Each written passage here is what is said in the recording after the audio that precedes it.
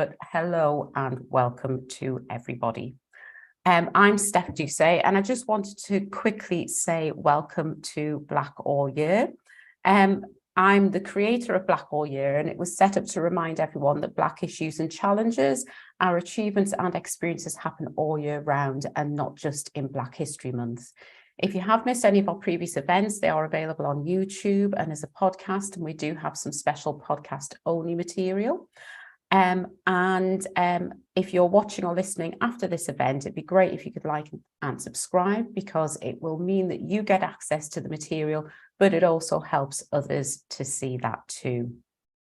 Now, I have great pleasure in introducing our guest for today, Festus Akinbusoye, and apologies if I've mispronounced that. I did look up how to pronounce it, so I think I've hopefully got it right. Festus was born in Nigeria, and he lived there until 13 when his family was forced to leave for the UK following a military coup. And after settling in London, he went on to complete a bachelor's degree, not at the age of 13, he's not quite that advanced, in business communications from the London College of Printing and Distributive Trades, and a master's degree in international studies and diplomacy at the School of Oriental and African Studies. Now, in 2021, Festus was elected as the Police and Crime Commissioner for Bedfordshire, making him the UK's first Black PCC and the country's only current PCC from an ethnically minoritised background. Prior to his election, he became a special constable and undertook duties which included frontline response duties. Festus, you're also a director on the board of the YMCA, and that board oversaw the delivery of housing and other support to vulnerable young people. And then as a Conservative politician, Festus has worked as a senior parliamentary assistant to 3 MPs, stood for election as a constituency MP, and was chair of Milton Keynes Conservatives from 2018 to 2021. So welcome, Festus. It's really great that you've been able to spare the time to talk with us. And I think I said in some of the trails for this that one of the things I've always wanted to do with Black All Year is to celebrate success and achievement and not just talk about issues. And I think this is a really nice way of bringing both of those together. But I think, first of all, we do have to acknowledge your achievement of being elected as PCC as a Black man. So congratulations for that. I just wanted to wonder if you could share a little bit about your background and your journey and kind of how you ended up standing to be Police and Crime Commissioner. Yeah, well, I should just clarify something. I'm no longer on the board of the YMCA. I'm now on the board of the College of Policing and a couple of other policing-related boards. So I stood in as a YMCA board member, I think Christmas last year at the AGM. Well, like you rightly said, I came to England when I was about 13 years old, settled on a council estate in East London with my dad and my twin sister and my mum. And that was quite a culture shock, not in terms of the people that surrounded me, but in terms of the change in quality of life. We came from a relatively affluent, middle-class family in Nigeria. I tell people that I never washed a dish in my life until I came to England, because everything, we had a housemaid, we had a driver, we had a chauffeur, as we call it over here. Everything was done. We lived in a house that had about 24 bedrooms. We lived a really good life. And then the situation happened in Nigeria at the time. You come to England, and Dad came a couple of years before we came to join him. We thought Dad was living the life, because that's what you thought. Everything in England is just great, right? So we come to join Dad, and I'm like, he's in this 2-bedroom apartment flat in Upton Park, me, my twin sister, Dad, and Mum were living in 1 bedroom, and another family of 4 occupied the 2nd bedroom. So there were 8 of us in a 2-bedroom flat, that was something I've never experienced before in my life. So it was quite a condescension for me. But look, you soon go used to the environment, you adapted. But unfortunately, growing up in that part of London at the time, I got to witness some not very nice things that any young person should ever be able to see. I was growing up in London at a time when, at the height of the National Front, Many of you will remember them. That was where I got my first experience of being called the N-word and being chased by the skinheads in Beckton. That was quite a frightful experience, if I'm honest with you, and I still remember that. That was where I got to hear about Stephen Lawrence. I'm a good friend of Dwayne Brooks, who was with Stephen at the time, and I remember exactly where I was when I heard about the death of this young black boy that had been killed by some white guys. And so it was quite I'd say it was quite a traumatic environment to grow up in, but somehow I made it through that. And looking back now, I had an amazing dad. Sadly, he's passed away now. He died from cancer of the colon some years ago, and I still miss him very terribly. He was my idol. I looked up to him in everything. His work ethic, his example, the way he treated my mom, all of that stuff proved to be foundational for me in where I am now. And as a police and crime commissioner, I try to inculcate some of that in some of my policies, my strategies, the way that I do things, but also how I treat people that I lead as a police and crime commissioner, or as a businessman that employs about 60 people in my company as well. So I'm just very grateful for having that kind of family background and discipline in education, in hard work, and never giving up, that kind of attributes that were, imbibed in me by my parents. Yeah. And it's interesting because quite often I have this discussion about how much of the person that I am as a leader is about me, and how much of it is about my cultural heritage. So from your perspective, do you believe that some of that, you've talked about the example of your father, was that just because he was a great dad, or is that about the culture, the Nigerian culture, do you think? Well, I will say, of course, that was a great dad, because he was, and I'm trying to follow in his footsteps, and I think I'm doing pretty amazingly well, actually, if you ask me myself. Well, yeah, but I think there's the culture to that as well. I mean, in Nigeria, education is not a negotiable thing. You just go to school, you don't question that. You strive to be the best. I mean, my dad, he worked as a cleaner. He had 3 cleaning jobs. And just to give a slight example about why I feel very strongly about what I'm going to be saying to your audience, is that, so dad, when he came over here, I think it was in his 40s or something like that, or late 50s. And he was working as a cleaner initially for Tower Hamlets Council. And then he got another job, a morning job with Burton's Menswear. If any of you remember Burton's, I don't know if they're still in business. I don't know. So that was his early morning job as a cleaner with Burton's Menswear. Then he would go from there to his main job with Tower Hamlets Council. And I remember one day he came home and he said, well, Festus, I've got another job since you guys keep eating all the food in the house. Literally, that's what he said to me. And then he said, well, I've got another job in the evening. I said, well, so that was that. He said, do you know that new McDonald's that's open at Canning Town? I said, yes, because we were living in Canning Town at the time. And I thought he was going to say that he's going to become a manager there. But no, Dad is going to be a cleaner again at the McDonald's in Canning Town. And fancy me going to school to talk to my friends, and my dad is now a cleaner at McDonald's, right? And so that was his job. And then about 3 or 4 years after that, he said he was going back to school. Now he was, I think, about 60 years old. I'm like, Dad, what are you doing this for? And he said, I need to get that qualification to get promotion at Tower Hamlets Council to become like a porter or something like that. Mm. And, that just taught me a lot growing up, and looking back at it now, that his commitment to education and just working hard, despite the system that just beats you down. And you know what happened, by the way? When he finished that qualification, he didn't get promoted anyway. Yeah. And it's interesting. Yeah, as you're talking, I can just think of so many of my Ghanaian relatives who, some of them had master's degrees and yet they worked as cleaners. Yeah. And that thing of multiple jobs and constantly struggling, more education in the hope that you would be able to break through is a very, very familiar story to me. And I'm sure. The thing is that I now look at myself, that my experience has been completely the opposite. Mm-hmm. Of what my father experienced. I don't know why, apart from the fact that I'm fortunate. I work hard. I think I'm pretty good at what I do, and I believe in God as well. And I think I've been blessed too. But I've always wondered, how come my dad's experience has been so different to mine? Of course, I've had adversity, I've had challenges, I've had people telling me to wait for my turn and all that kind of nonsense, which now they wouldn't dare tell me that. I tell them exactly where to go, exactly where to go. And that's what I advise anyone who's listening to this. If you want to go for something, go for it. Don't let anyone tell you that you should wait for your turn. Your turn is when you think that you're ready, end of.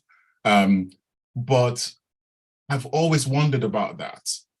How come my experience has been so different to my father's? Mm-hmm. And in fact, the very first time I ever saw my father cry was when he ran out of money. And he had to rely on me. Now, I had a small business at the time, and I was having to support him. And for him, that should not be happening. He's my dad, and he should be supporting me, not me supporting him. So those kind of things have shaped my politics, shapes my views on life, shapes my way of doing things as a police and crime commissioner. I can't change that background. It's just part and parcel of who I am. Yeah. And I mean, you've talked a little bit about some of the challenges that you've had, but I'd really be interested in hearing a bit more about some of those challenges that you faced as a Black person. Really? Do you want to go there? Yeah, I think it's interesting because actually one of the things that we can do is we can learn from that. We can learn from your experience and how you've overcome that or how you've dealt with that. So both in kind of, well, obviously you've said about business, but also in politics and in your current career. Could you share some of those challenges that you've had and how you've dealt with them? One that immediately comes to mind, and this has been, the BBC covered this I think it was sometime last year, when I was going to start my third business when I was about 23 years old. The two previous ones had failed, but because I come from quite an entrepreneurial family, I refused to say to accept defeat. So I carried on going when I graduated from university. And I had a contract to provide security services to cinemas.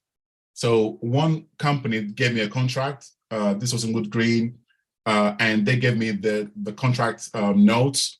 I took it to a couple of banks. Look, I just need about $2.5 grand from you as a startup loan to deal with cash flow, to pay my staff's wages.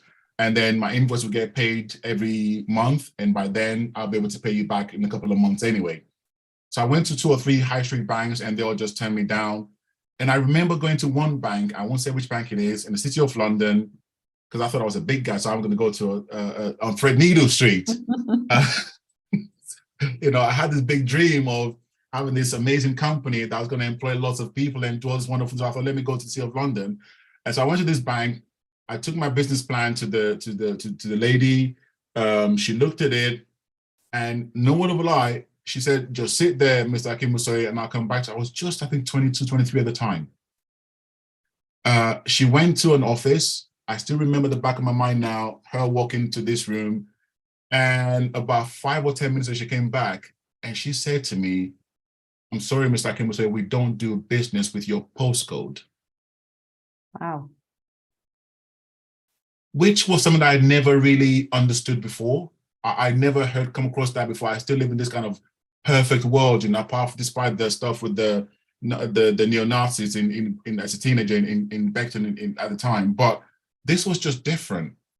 The idea that somebody would not deal with me because of who I am and where I live was just, and I'm like, anyway, that nearly broke me.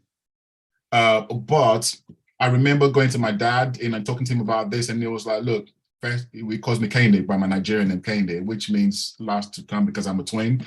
Anyway, so Kende, if you believe in something and you want to do it, you better be willing to take a chance on yourself and do what it takes to get it.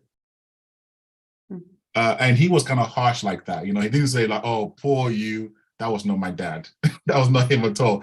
So I then looked in the Yellow Pages, if any of you remember Yellow Pages, and I came across something called the Prince's Trust. And to cut a long story short, I went to the Prince's Trust. They looked at my business. They were like, "This is just a no-brainer." They gave me the funding, and they gave me a business mentor. Right. And this business mentor, we're still friends today, more than 25 years later. And James happened to be an executive coach to FTSE 100 companies, CEOs in London. And he was my business mentor that the Prince Trust gave to me. They got their money back. We're still friends. That company grew from 4 employees to about 60 employees in 10 years. So the bank lost out. Oh, in fact, that same bank wrote to me about 3 years later, asking if I wanted a £500,000 loan. I put in the bin. Yeah. And that's why the King Charles, when he came to Bedfordshire last year, he heard about my story and he wanted to meet me to hear about that. So he calls me his graduate. The other story that I will tell you, this one was in politics about 2017 or 2018, when I knew there's going to be a vacancy for a chairman of the Conservative Federation in Milton Keynes. I put my name in the ring that I want to go for it. I stood for Parliament in 2015. I knew my business. I knew about campaigning. I understood politics. I understood the new nuances of leadership within the political environment. And so you go around, asking for support because people vote for the chair. And I remember going to one particular councillor who then said to me, well, Festus, I think you should wait for your turn. You're not quite ready yet. I said, okay. Yeah, there's somebody else who's going to be applying. I think you should probably step down for him. He's a retired rear admiral or something like that. And he's a sir this or sir that and blah, blah, blah. I'm like, okay, really? Okay, fine, I hear you. So I went, thought about it. I put my name in the ring. I did my groundwork. And the next thing I knew was that this guy stood down. He did not want to face me because he knew he was going to lose.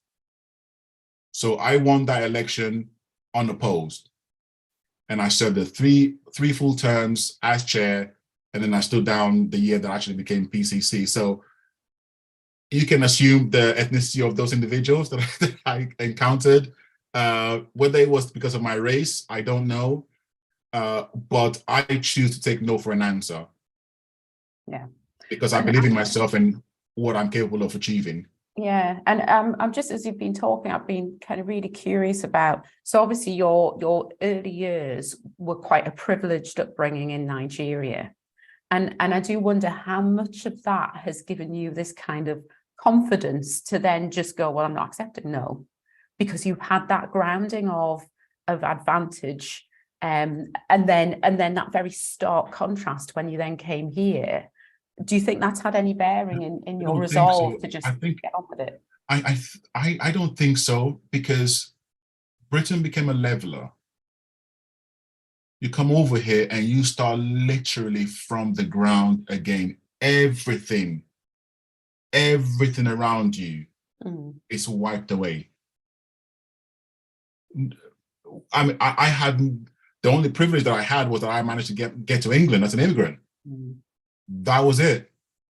But once I was here, I was at the bottom of the social ladder. Like everybody else that I grew up with, black, white, or Asian, we were all, okay, maybe now being black, I was probably at the bottom of the bottom. But, there you go. But I really do think a lot of it is down to my parents and the determination that they gave me. But also there was an element of that it's probably got to just be my own, whether I am just wired. I have failed at several things in my life. I've not succeeded at several things, but there's just something about me that I just refuse to quit. And I work hard. I hustle. I'm a hustler. That's just me. And I'm not afraid to fail. I really am not afraid to fail. I'm not afraid to give things a try. I'm not afraid to put my hand up in a meeting where I'm the only Black person in the room, for example, amongst people who are so privileged, so up there, and to say, I'm sorry, guys, I think you're all wrong. And here are the reasons why. I have no issues whatsoever in doing that. I've sat in a room, I won't say which prime minister, because we've had quite a few in the last couple of months, but I've sat in a room and I've said, Prime Minister, I think that is the wrong way of doing things. I think you should be looking at it this way. Yeah. I don't mind doing it. And I think that's probably the reason why I'm where I am. And I will still keep encouraging anyone, don't be afraid to use your voice. The fact that you're in that room means that you have an obligation to use your voice. It's important that you do that. And the more you use your voice, the more you will find it in the future. And the more you find it in the future, the more you're going to encourage other people to use their voice, whether they're black, white, male, female, trans, gay, straight, whatever the case might be. But what is the benefit of you being in that room if you're going to be quiet or sound like everybody else? What do you bring to the table? Yeah. You might as well not be there because somebody else will say exactly what you're going to say anyway, right? Yeah.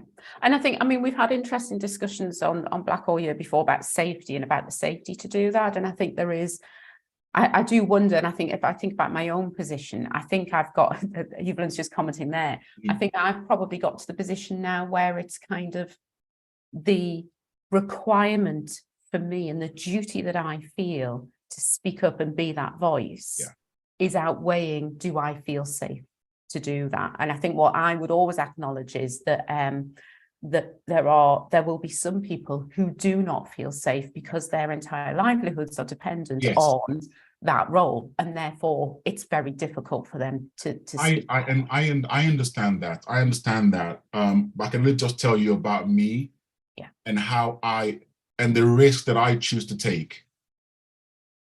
Okay, but I understand that you can never change power structures by just being nice.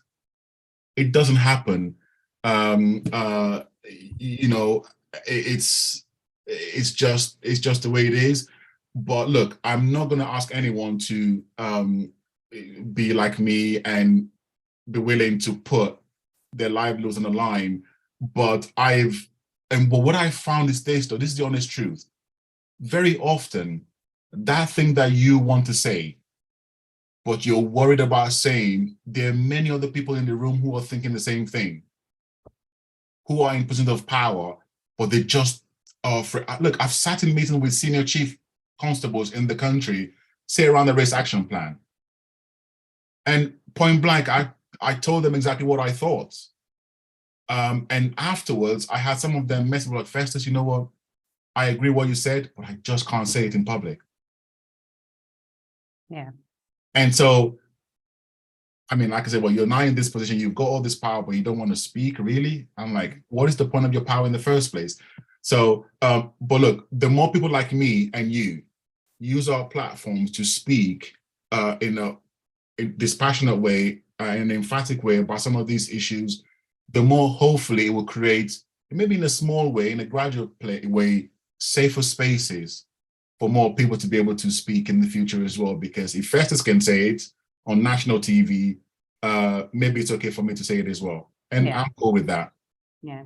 And Evie's actually commented that quite often people who are from the global majority who are in positions of authority don't use their privilege to speak. And it can be extremely frustrating. And I think that there is that importance for us when we've got that position and we've got that privilege and power to do that, but also for others who are sitting alongside us who call themselves allies to do the same.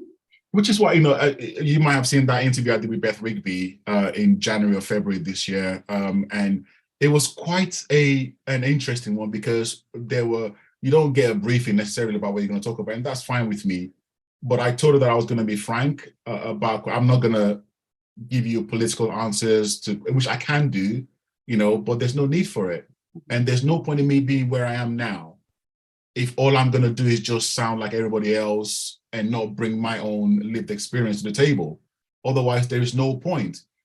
And then she asked me about, do I think there's racism in policing? Do I think there's racism in the use of stop and search? Now, I know other people who look like me, who are in, you know, positions in politics, who are going to be like, well, no. Well, the answer is yes. The evidence shows that. It doesn't mean that everyone is racist, but it is there. You've got to call it what it is. So I have no qualms saying that. But I think also it's about the way that we say things. I think it is possible to talk about the race issue without being divisive. I think it is possible to talk about the misogyny in society issue without being divisive. It's possible to talk about the issue around gender identifications now without being divisive. The problem is when we start talking about these issues in a way that just distances people from us. And I think that is a skill that some people need to probably either exhibit a bit more because they've got it, because I've seen them doing it in other areas, or develop. But it has to be said. But I think there's a way of saying it that includes people rather than excludes them. And I think that's where the discomfort often comes in. And I think I would agree to an extent with you. I think that, I would certainly say that I'm the type of person that likes to have an inclusive conversation rather than a combative conversation. I think some of my experience would say, though, that some people, the second that they start to feel discomfort, and let's face it, if somebody started to talk to me about their experiences as a trans woman and was calling out my privilege as a cis woman, that might get a bit uncomfortable for me. That's okay, and I should feel uncomfortable about it. Doesn't mean I'm wrong, doesn't mean I'm bad. I should feel uncomfortable. The problem is I find some people, when they feel that discomfort, they get defensive. And then it makes it really difficult. You are right. Look, these kind of conversations, they're going to be around for forever. It's not going to go away. I just want it to be okay for us to talk about the pains that other people feel in society without others saying, well, here we go again. That is where I want to be able to listen to women talk about how unsafe they might feel at night walking through a park without men thinking, oh, here we go again. I want Black people, brown-skinned people, anyone to talk about what they go through on a day-to-day basis that they're not happy about. And we just want to listen. And I keep saying this, when we have a society where people no longer want to listen, the argument starts. And when the argument starts, the fighting starts, and nobody wins. And ultimately, it starts with people being willing to listen to one another and our experiences and trying to find ways that we can make society safer, better, and happier for everyone. I don't think that's too much of a difficult thing to aspire to. And Evie's actually said there that quite often it's about the message, not the messenger, and that actually when you're discussing things like racism, misogyny, homophobia, whatever, people go into denial. And I think following on from denial comes that defense, and it's kind of human nature. So Festus, one of the things that when we had a chat before this, and I think it's one of the things that is you breaking stereotypes a little bit. I want to talk a bit about your politics. So you're a Black Conservative politician. That must bring with it a few complexities because your party has, let's put it lightly, faced some criticism about racial issues in the past and actually at the moment. If we think about things like immigration, we think about the report on the Commission for Race and Ethnic Disparities, where it pretty much said systemic racism doesn't exist and everything's okay. How do you equate some of the stuff that you've just been talking about with being a Black Conservative politician? Because that doesn't compute for me. So well, Steph, apart from the fact, Steph, that you're wearing the correct color, just because I know, and so I see you very much as an ally in this. But look, it's not. Why should it have to be very difficult? I think there are perceptions that people have that it's what it is. I've never personally experienced racism within the Conservative Party myself. In fact, if anything, I have been pushed forward to go for things by white men and white women who saw my talents and my abilities, and they said, Festus, you have to go for this. and I will help you. I will open doors for you. And they have been supportive, and I have given suggestions about things, and that have been taken on board. That has been my experience. However, can I say the experience of other people are invalid? Absolutely not. I'll be stupid to say so, any more than I can say that my father's experience of racism was just a make-believe thing. So that's just not where I'm at. In terms of me squaring my blackness with policing and with being a member of the Conservative Party, I am me. I am not shaped by the political party that I am in. If anything, I want to shape it. And any human being that allows an external factor to shape who they are is in for a lot of problems at some point in their lives. Whether you come into policing, whether you come into the healthcare sector, whether you go into education, there will be a culture in all of these organizations. You have to decide if you want that organization to shape you and your values and who you are, or you want it to be the other way around. I always choose, because I've spent a lot of time working on my own sense of values, who I am, what I want to see, and project into the world that I'm in. I'm confident enough in that to know that I can use that to influence for the better any environment that I find myself in. So I don't worry too much about what some government ministers might say they're going to do. It's what it is. I don't have control over that.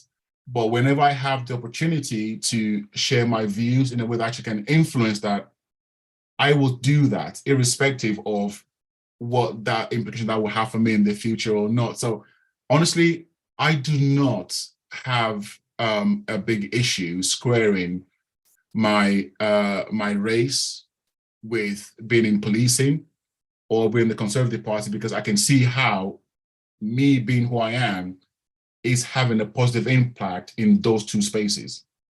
So let's just stick with politics for a moment. Yeah. And it's interesting that in the comments we've got, if you believe that systemic racism is real, and that's an if, that's a question, then to say that you have not been impacted by that is actually denying. I did not say that I have not been impacted by it. That's not what I said. Right. I said I have not directly witnessed it. Right.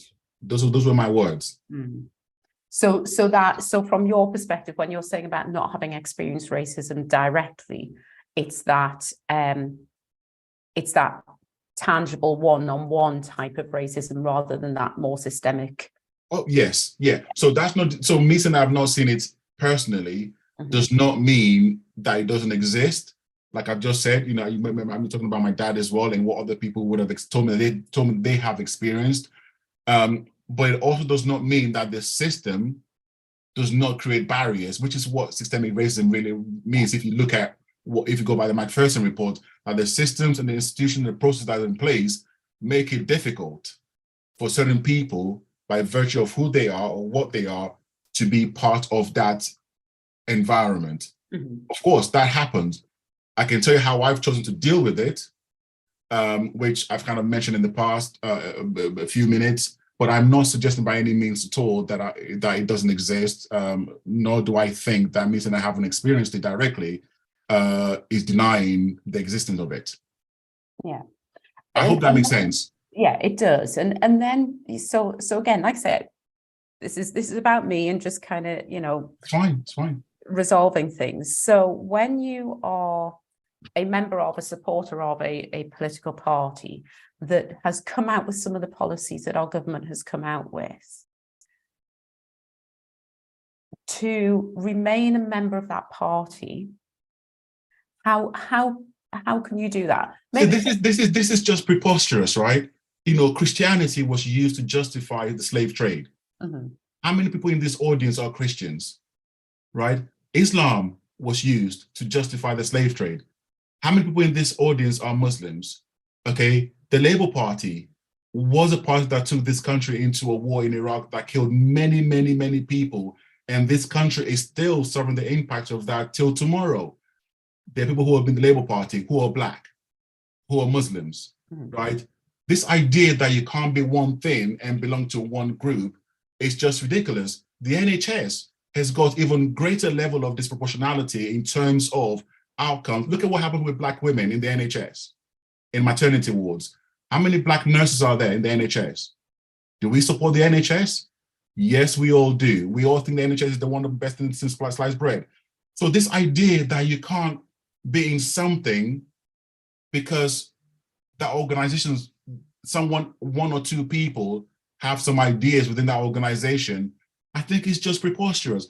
You've got to realize that politics is like it's a spectrum. And in every political party, just like in any organization, there are different views. And it's only a matter of time which view will be on the ascendancy.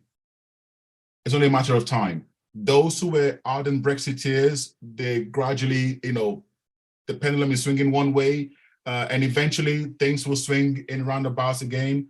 And ultimately, those who stick around the longest end up calling the shot eventually.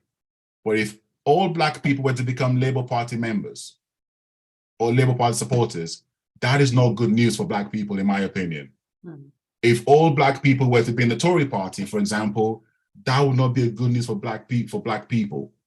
Okay, we've got to recognize that politics, or political organizations, gathers of every kind, the same way that you can have one church where different people have their own beliefs about who Jesus is. There are some people in the Catholic Church who think Jesus is Black. And there are those who think Jesus has got blonde hair and blue eyes, but they still operate in the same Jesus, right? It doesn't have to be a problem. What matters is who you are and what you believe. And when you have the opportunity to make decisions, to drive change, what do you do? And I think there are some people who you can question what they are doing at the moment, given how much they look like you and me. But hey, it is what it is. Yeah. So if I'm hearing you correctly, I'm going to clean this little phrase up a little bit. You would rather be in the tent spitting out than being outside the tent spitting in. Well, I spit and piss in the bathroom. That's what I did. But look, let me just say this now. Regardless of what political party you're in, you're going to be making decisions that will be popular or sometimes unpopular. This is the reality of the public space. There are some things that the government have done that I do not agree with. There are something that they have done that I support. If you want to talk about immigration, for example, since you raised that issue, I don't think there's anything wrong or racist about a government wanting to control its borders and who comes into this country. In Africa, this happens all the time. There was a time when, this is still the case. There are immigration controls in Africa within African countries. I don't see any real problem with a country wanting to get a grip on who comes in and who is staying in the country. I think that is agreed across all political parties, all political divides, that this is not a bad thing.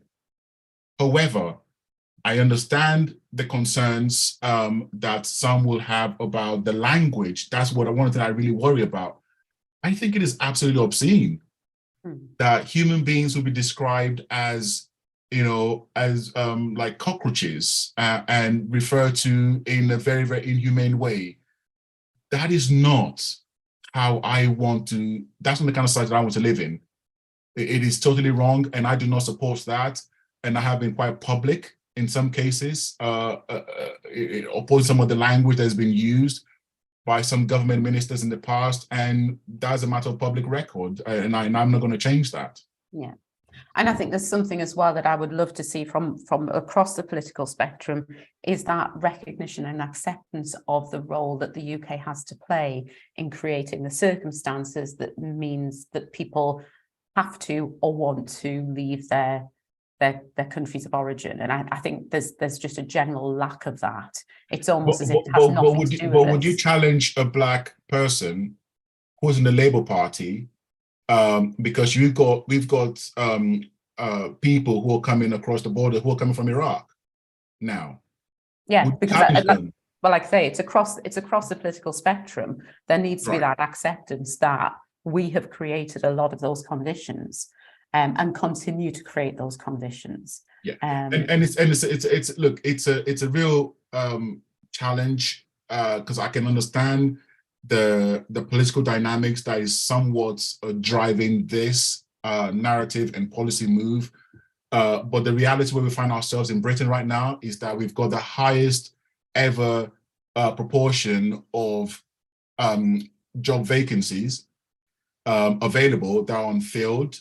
We've got, in terms of our economy, this is one of the lowest levels of unemployment that we've ever had.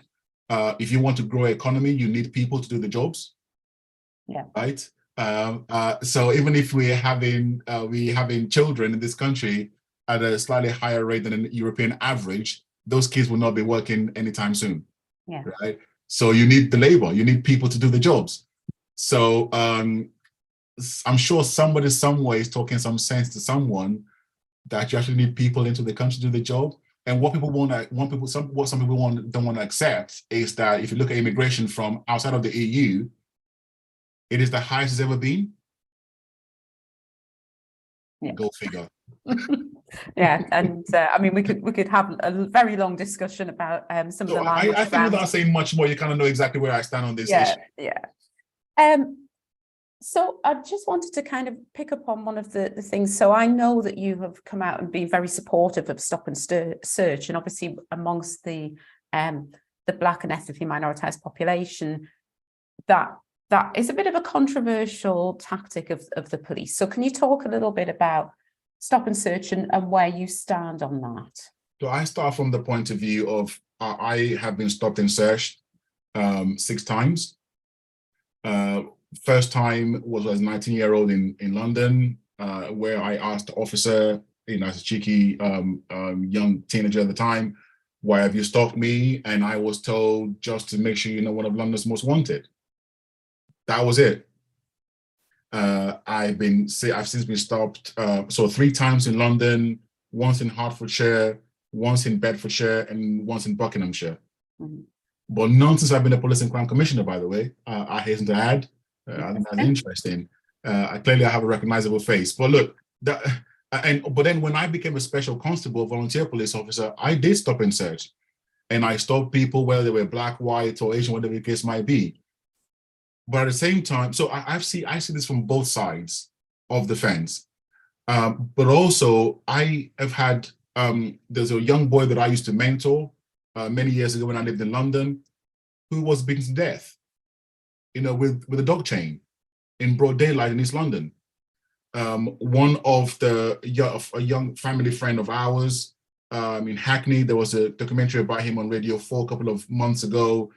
He, Black boy, he had witnessed a rape, a gang rape in Hackney. He stopped the Black boys, raping a young Black girl. He gave evidence courageously against these young men. They were sent to jail. When they were released, they found him and they shot him in front of his own house. He was not involved in a gang. Abraham had just finished university, and he wanted to become a physio at a football club. He was killed. Another young boy that I knew, he was stabbed to death in Notting Hill. He ran into a pub to see if anyone could save him, but he died honestly like an animal. So these are all things that I'm actually quite connected to. And I see what is, and the parents of these kids, what every single one of them say. Why aren't the police doing more to take these knives off these children? Why can't the police take this knife off these people? I've never had any one of them say to me that the police should do fewer stop and searches. Not one. Not one. Bobby's mom, I spoke with her about 2 or 3 months ago on the anniversary of Bobby's killing about 16, 17 years ago. She still cannot redecorate his bedroom. Even the photos in his bedroom, his room is like a shrine. The trauma and all that. And she still keeps saying, well, Festus, now you're in charge of the police, even though I'm not in charge of the police. Now you're in the charge of the police. What are you doing to take these knives off of our streets? Stop and search is just one of the tools that the police have in taking these knives off of our streets. And I'm sorry, friends, I've got to say this. It sickens me whenever I go to our prisons to talk to young people. It's full of Black boys who have committed crimes with knives. That is the fact. Young Black boys are disproportionately represented in the homicide figures in this country. And the majority of the perpetrators are young Black boys. This is a crisis in our community that we've got to talk about. So yes, I can talk to you till tomorrow about the disproportionality of stop and search and what I'm doing here in Bedfordshire to make sure that we have got the least disproportionate use of stop and search in the whole of England and Wales. For the second or third year in a row, we have got the least disproportionate use of stop and search. HMIC have found us to be the best in the country in terms of the legitimate use of stop and searches. With my investment in community policing, we've increased the level of stop and search actually by community officers, but the fine rates have increased as well, but the disproportionality ratio has dropped because they're using intelligence by officers who know the area, who know the troublemakers, and who they're targeting, rather than just a random stop and search. No, well, and that is the risk, isn't it, with stop and search, is that they see you, they see me, and they go, oh, look, it's a Black person wearing a hoodie, better stop them, rather than actually, is there any justification for this? Is there any intelligence that suggests this person may be? So there are two sides to this. So there's the issue which, gets me really, really animated, as you can probably tell, and I really apologize about it because this is quite personal for me. I talk with these parents and not one of them have ever talked about disproportionality to me. Not one. All they know is that this boy had a knife on him and no one took that knife off him. But on the disproportionality ratio, and someone I think mentioned about the causes of why people are carrying knives and why young Black boys are let's be quite frank, are killing other Black boys. Not to say that that's the only place where it's happening, because white people also kill people. But for the purpose of the subject of this group, there are several issues. Some will talk about poverty. Some will talk about trauma, generational trauma. Some will talk about education system and the rate of exclusion from school. And my strong belief is that when a young person is not in education for a long enough period of time, bad things happen to them. And that is what the evidence show, that from the Department of Education, about 60 to 70% of young people who were found with a knife have had a history of persistent absenteeism from school or not going to school at all. So we've just got a few minutes left, believe it or not. Time has flown by.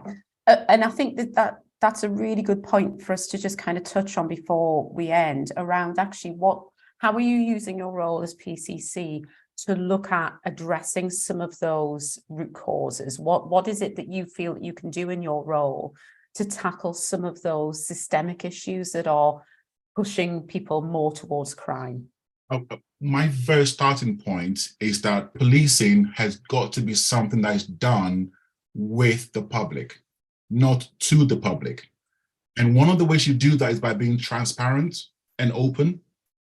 The police need to make information available to the public, whether it is you post them in a good light or a poor light, because how can you change something that you don't admit?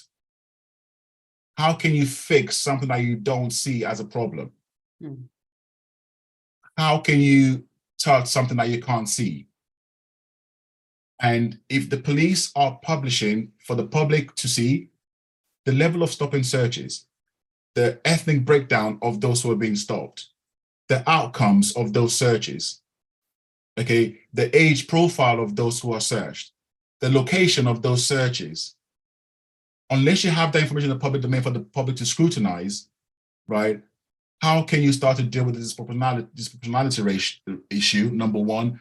And if you're finding that you're doing a lot of your searches in certain area where maybe there's a high level of social deprivation, how then can you start putting resources in those areas to maybe have more activities for young people in that area, start investing more in schools in those areas, to start looking at social services in those areas, start looking at how children's services are working in those areas. If you don't have that information in the public domain, that is a recipe for disaster. So one thing that I'm doing in Bedfordshire, for example, that as a PCC, I have to publish something called SIOs, or Specified Information Orders. And there's some basic that I have to put in the public domain.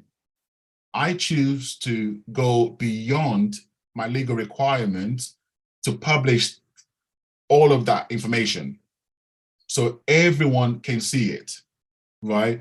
Also, we have a police scrutiny panel, which in my view is one of the best in the country. And it is made up of members of the public. The police do not run our scrutiny panel.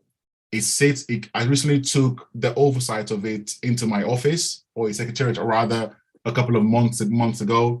Until recently, we had a black man as the chair of that panel, and then a black woman recently, and a white guy is now the chair of it. It's got about 60 members. It's quite, for some reason, it's not evenly divided in terms of the ethnicities. So it's about 1/3 black, 1/3 Asian, 1/3 white, and they have unfettered access to body-worn video footage of all stop and search or use of force by police officers in Bedfordshire. And they have been trained on what the law is on stop and search and use of force, and they can have a look at that and then give feedback to the police officers. Some of them don't like that. Tough.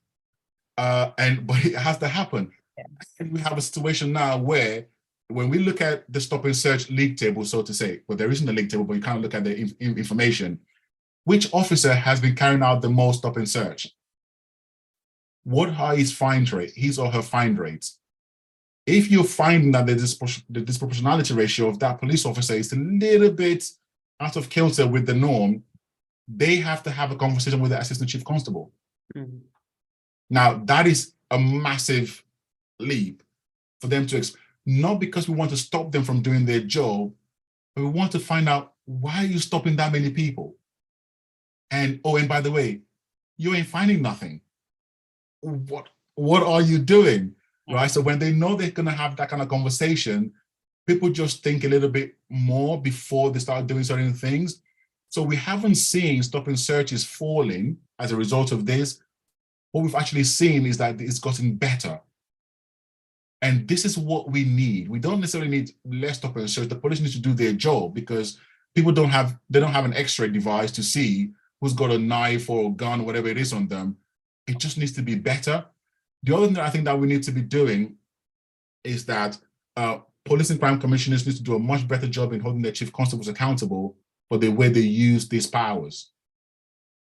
So the force knows that, the chief constable knows that whenever we're having a conversation about force performance, I want to see the data on this, because what you measure is what improves, right? Yeah. If we don't look at it, nothing's going to happen. So we've got the scrutiny panels, we've got the scrutiny from my side as a police and crime commissioner as well. But also what I'm doing as a PCC, I don't think any other commissioner does this in the country.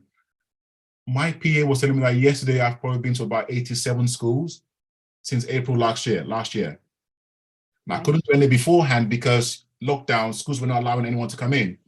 And if you include the holidays, I'm probably doing about 2 to 3 schools a week. Directly going into school assemblies, from nurseries to secondary schools to sixth form colleges, talking to young people about my own lived experience, inspiring them about what the future can hold for them, telling them about my background and the choice that I had to make to be where I am today. So they actually see someone that looks like me, that sounds like me, with my background, where I'm at. And the impact that has had on some of the emails that I've had from parents. My son kept talking about this big black guy that came to their school the other day. They could never remember my name, but they imagined it was me. I spoke about this and he hasn't stopped talking about you since last week. We've had several of these kind of messages. So, and also lastly, in Bedfordshire, we have an education and diversion team, police officers who go into schools. We have a violence reduction unit team that's led by a Black woman, the first one in the country as well, that's led by a Black woman. Kimberly Lamb, some of you might know who she is. She's absolutely amazing woman. She reports directly to me as well. Again, they do an amazing work, working with young people, taking them off the streets, engaging with their families, supporting them to keep them off the streets. And just lastly, I also talk about a pilot that I just finished in Bedfordshire on absenteeism. My view was that local authorities were, despite their best efforts, failing some young people who were not going to school for different reasons, and the police were being called in to deal with these kids.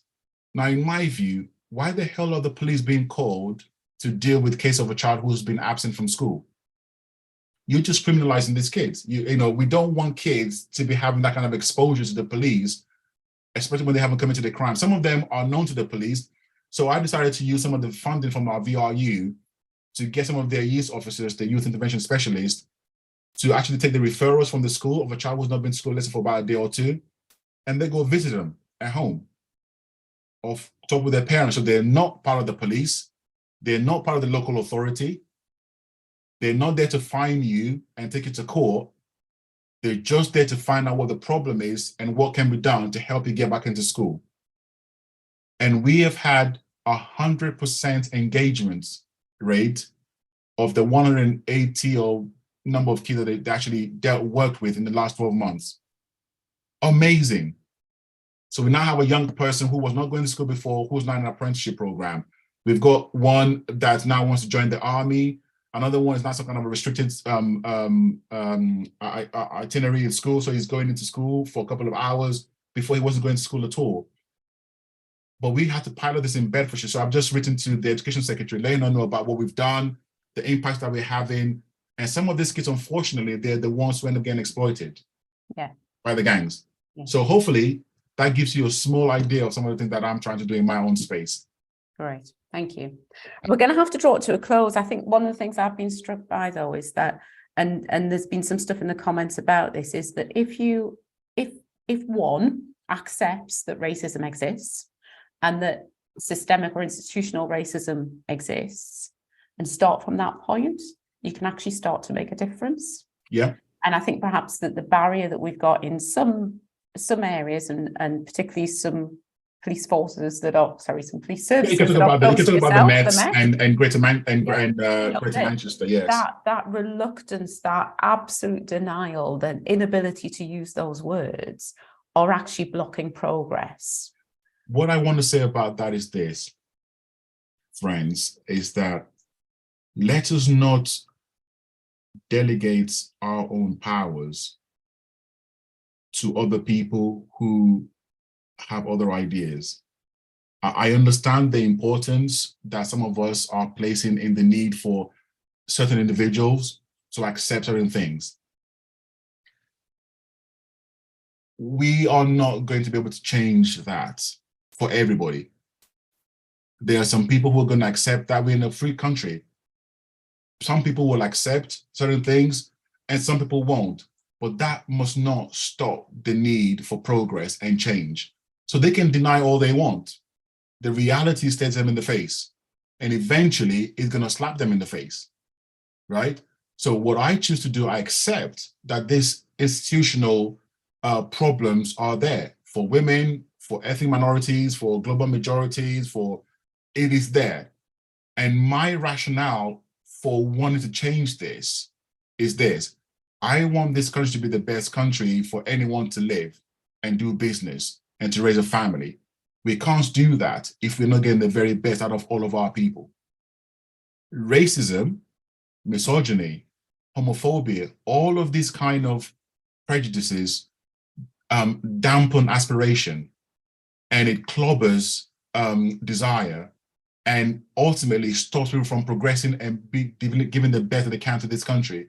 So by dealing with racism, institutional racism, you're also going to deal with institutional misogyny.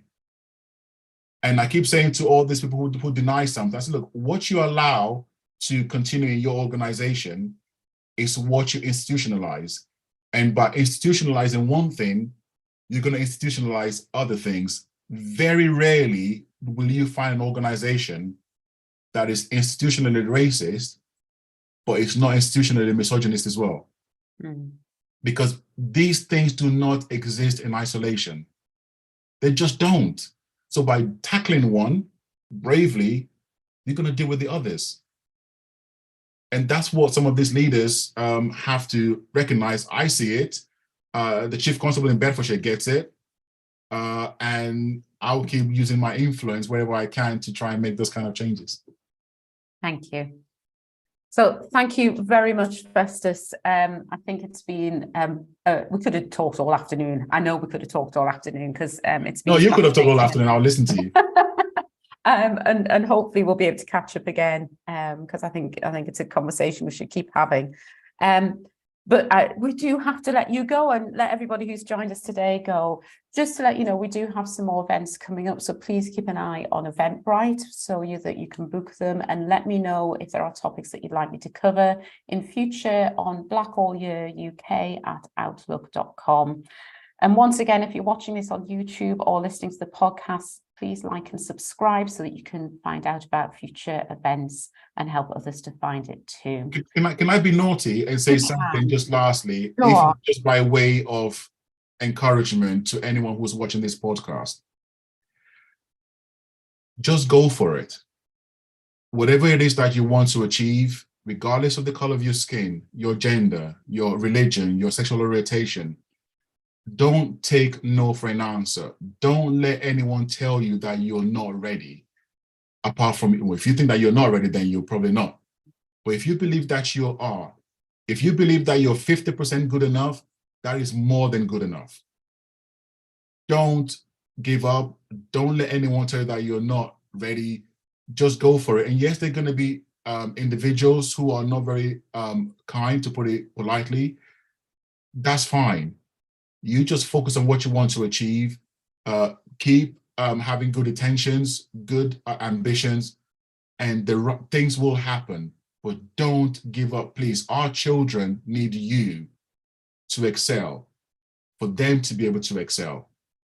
We cannot take these opportunities for granted. I know it is hard, but other people had it harder for us to be where we are today. And we can just do something now to make it easier for our kids. It will be totally worth it. And if I can be of help to anybody in the future, I'm quite easy to find. Right. And I would say, just to add to that, find your allies. And that's a really great point to end on. Thank you so much, Festus. And thank you, everybody, for joining us.